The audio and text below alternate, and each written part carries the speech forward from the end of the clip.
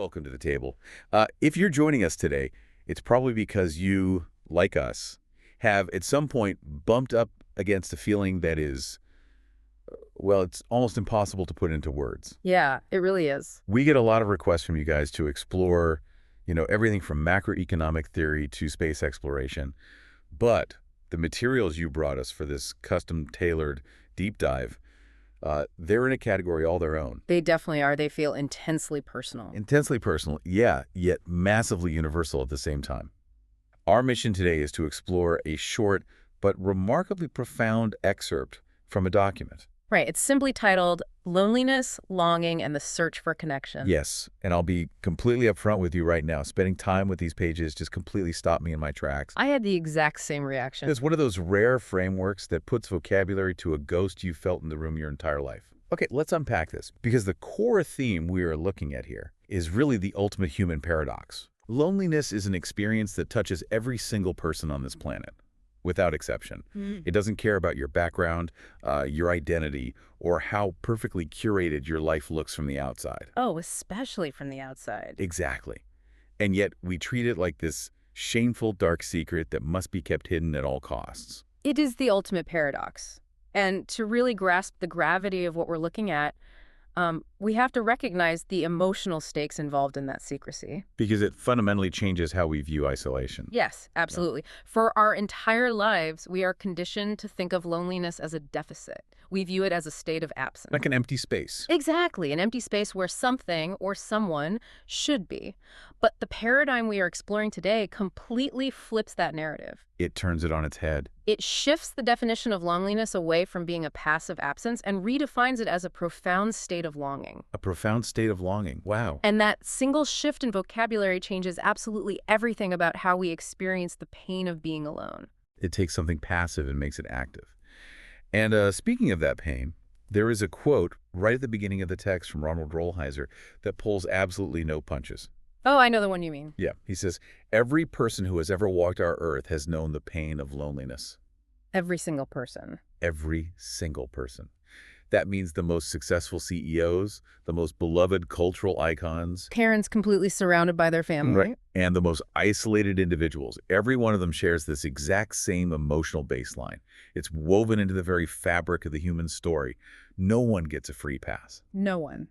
But that brings up a massive contradiction. If every person who has ever walked the earth experiences this pain, why the intense PR campaign to hide it? Like, why do we work so hard to pretend we are the one exception to the rule? What's fascinating here is the psychological disconnect between the universality of the experience and the intense shame we attach to it. The shame factor is huge. It's massive. According to the source, loneliness is falsely but powerfully associated with weakness. We carry around this internal narrative that if we feel lonely, it means we are fundamentally flawed. Right. We think it implies we aren't lovable enough, or successful enough, or socially adept enough to maintain a quote-unquote perfect life. And because of that false association with weakness, we struggle to admit it to others. I mean, nobody wants to be perceived as a burden or as someone who is lacking. But the more dangerous dynamic is that we struggle to admit it even to ourselves. We bury it under layers of denial because acknowledging the feeling feels like admitting defeat. Yeah, and that denial seems so deeply tied to modern life, too. Think about the cultural water we swim in every day.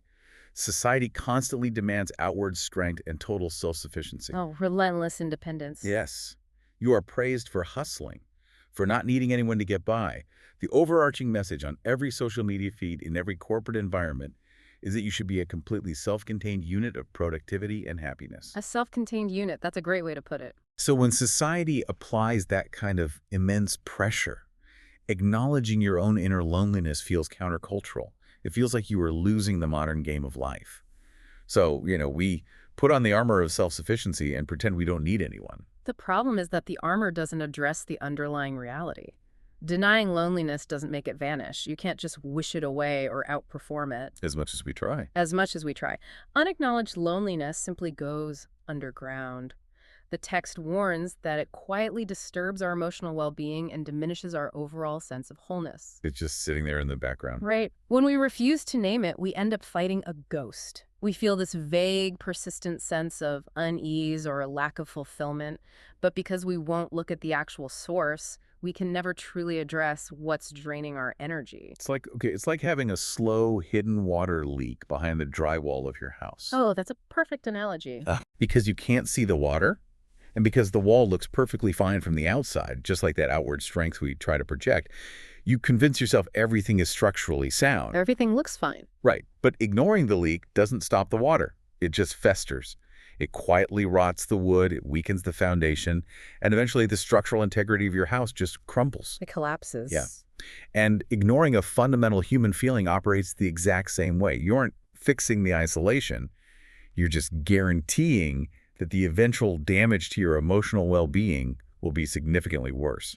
The drywall analogy hits the nail on the head. The damage happens precisely because we refuse to tear down the wall and look at the pipes. Yeah. But the framework doesn't just leave us with the impending damage. It presents a crucial, incredibly empowering choice. Loneliness, rather than just being a source of pain, actually carries immense possibility. A fork in the road. Exactly. It is a true crossroads in our emotional lives, and the outcome depends entirely on how we choose to receive it. Here's where it gets really interesting, because I always thought of loneliness as a one-way street leading straight to sadness. The idea that it has a duality, that it's a crossroads with two distinct paths, is a complete game changer. It really is. There is the path of struggle, Yeah. and there is the path of possibility. Let's look at the dark path first, since that's the one most of us accidentally stumble down. On the path of struggle, we see the negative outcomes that predictably follow when loneliness is received poorly or denied. When we just push it away. Right. When we don't handle that vulnerability with care, the immediate reaction is emotional numbing. We shut down. We shut down our capacity to feel anything at all just to avoid feeling the sting of the isolation. And that numbing naturally spirals into unhealthy coping behaviors and relational pain. Like lashing out at people. Exactly. We might lash out at the people closest to us because we are secretly hurting, or we might isolate ourselves even further, creating this tragic, self-fulfilling prophecy. Which just makes you more lonely. Exactly. It becomes a profound spiritual and emotional struggle that ultimately leads to despair. And the specific ways we accelerate down that path to despair usually involve some form of escapism. We try to outrun the pain through distraction, overwork, and emotional withdrawal. All the classic modern tools. Yeah, and let's be honest, distraction today is easier than ever. It's doom scrolling on your phone until 2 a.m. so you don't have to be alone with your thoughts. Or the overwork. Right? Overwork is staying at the office until 9 p.m., telling yourself you are just deeply dedicated to the company, when in reality, you just don't want to go home to an empty apartment or a quiet house. Emotional withdrawal is the other big one. Putting up such high, sophisticated walls that even your spouse or your closest friends can't actually reach you. We use these incredibly common tools to escape, but we are really just locking ourselves in that room with a leaking pipe. Escapism is just denial with a better marketing team. Oh, that's good. Escapism is denial with a better marketing team. But this brings us to the other path at the crossroads, the path of possibility. This is where the narrative shifts from tragedy to hope. The lighter path. Yes. Loneliness, when received well, can actually awaken creativity. It can spark a desperate, beautiful search for deeper meaning and prompt profound self-reflection. Instead of numbing us. Right. Instead of numbing us, it can offer glimpses of true inner freedom. Perhaps the most striking concept here is that loneliness can actually open a path to authentic love. Wait, how does feeling completely isolated lead to authentic love? Those feel like opposite ends of the spectrum to me. It seems counterintuitive, I know, but think about the mechanics of it. By deeply understanding our own profound need for connection, by feeling the full weight of our own isolation, we cultivate deep empathy. Because we realize everyone else is going through it too. Exactly. We realize that everyone else is carrying that same weight. That shared vulnerability makes us capable of loving others more authentically. So we aren't just using them. Right. We start engaging with people to truly know them, rather than just using them as human band-aids to plug the hole of our own isolation. We love them for who they are, not just for what they temporarily fix in us. That makes total sense. It's a difference between loving someone and just using them as a distraction from your own pain. Exactly. And it all hinges on a choice. There's another quote from Rollheiser that captures this duality perfectly. He says, "To be human is to be lonely. To be human, however, is also to respond." That single word respond is the hinge of this entire philosophy. Right. Whether we end up in despair or whether we discover authentic love and creativity depends entirely on our response. We can't control the fact that loneliness will knock on the door, but we have total agency over how we answer it. If we connect this to the bigger picture, the way we choose to respond requires a massive paradigm shift in how we understand our own emotional anatomy. And this is the most profound revelation we can take away today. The big shift. Beneath loneliness lies longing. Think about the psychological weight of that. Loneliness is not just a static, dull ache. It is an active, dynamic force. It's doing something. Yes, it is the heart's search for connection, love, and belonging. I have to push back on that a little bit, though. When I feel lonely, it doesn't feel like an active search. It feels like a giant gaping void. It feels like nothingness. How do we reconcile the feeling of total emptiness with the idea that it's actually an act of longing? That is the illusion of the pain. It feels like a void because society has told you that you are missing something. But a void is passive. A void doesn't hurt. It's just empty. That's a really good point. The reason loneliness hurts, the reason it keeps you up at night, is precisely because it is an engine running. It's your internal compass aggressively trying to point you toward connection. So it's not a malfunction. Not at all. It is a biological and spiritual drive, seeking the bonds it was fundamentally designed to need. It's not a sign that you are broken. It's a sign that your heart is working exactly as it should. So the pain is actually proof of life. It's the alarm system working. Exactly. And because it is an active search, facing it honestly transforms loneliness from a brick wall into a doorway. A doorway to what? If we stop trying to numb it and instead step through that doorway, it leads to 3 distinct, deeply positive outcomes mentioned in the text. First, it leads to deeper self-awareness. By listening to it. Yes. By actually listening to the longing instead of drowning it out with a podcast or an extra shift at work, we learn what we truly value. We figure out what kind of connection we are actually starving for. Which leads right into the second outcome. Healthier relationships. If you have that self-awareness, you aren't flying blind anymore. We're not just guessing. Right. You can engage with your friends or your partner from a place of honesty. You can say, this is what I need, rather than acting out from a place of desperate, unspoken neediness that the other person can't possibly understand. And that honesty paves the way for the third outcome, which is spiritual openness. The raw vulnerability of longing is incredibly powerful because it strips away our ego. When you admit how deeply you need connection, you can no longer pretend to be that self-contained unit of productivity we talked about earlier. The armor comes off. The armor comes off, and you realize you are part of a much larger fabric. That realization opens you up to a broader sense of connection with the world, with humanity, and with the universe itself. It all comes back to one defining sentence from the text. This is the core thesis, and I really want this to stick in your memory. Loneliness is not absence. It is the presence of unspoken longing. It's the presence of something real. Exactly. It's a tangible, vibrating desire within you that just hasn't been given a voice yet. The word presence is doing so much heavy lifting in that sentence. It obliterates the idea of the void. You can't interact with a void. No, you can't. But the presence of longing is something you can sit with. You can listen to it. It becomes a teacher rather than a tormentor. So what does this all mean? We've covered these beautiful, high-level theoretical concepts about paradoxes, doorways, and the active presence of longing. But how do you actually apply this on a random Tuesday afternoon when that familiar heavy ache creeps in?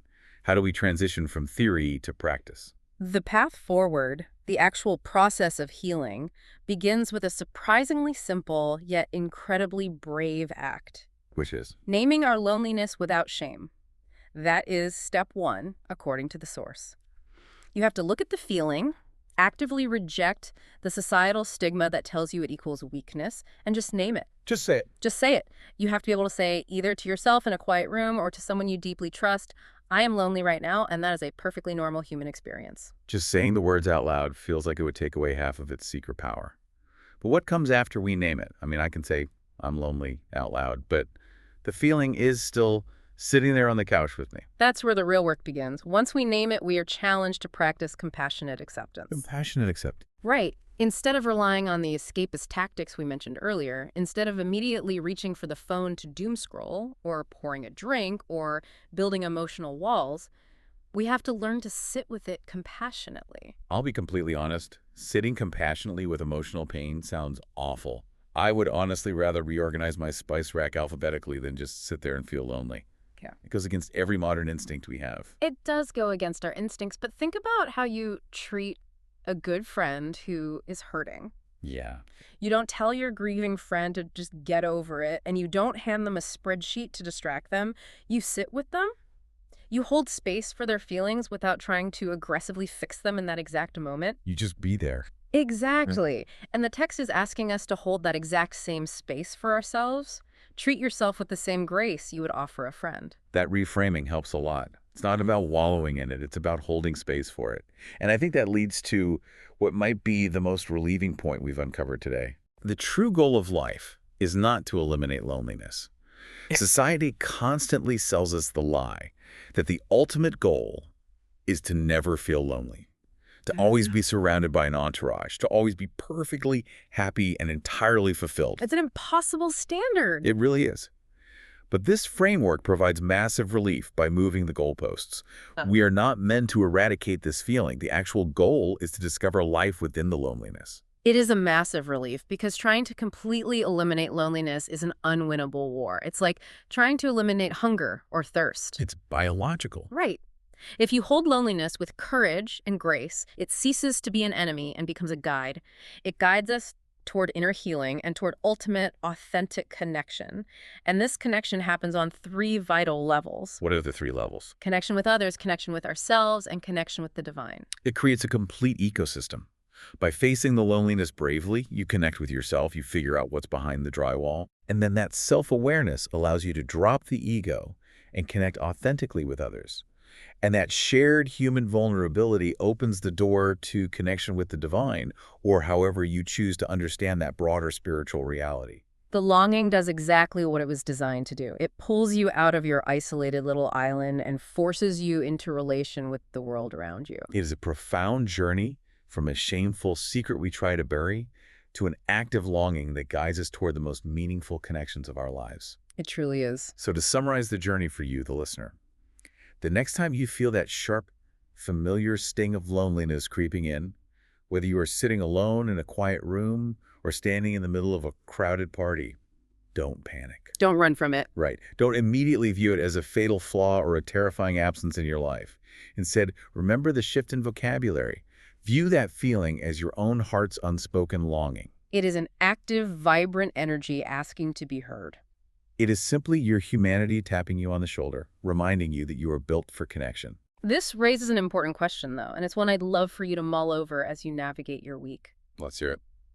If loneliness isn't a passive absence, but rather the active presence of longing, and if it genuinely acts as a spark for creativity, deep reflection, and empathy, then what happens if we scale this up? Scale it up how?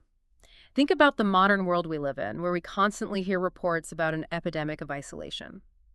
What happens if we view moments of profound collective isolation in our society not as a widespread tragic deficit, but rather as a massive untapped reservoir of creative and relational energy? Oh, wow. What if millions of people aren't just empty, but are vibrating with this unspoken longing, just waiting for the right catalyst, the right moment of vulnerability to connect us all in ways we haven't even imagined yet?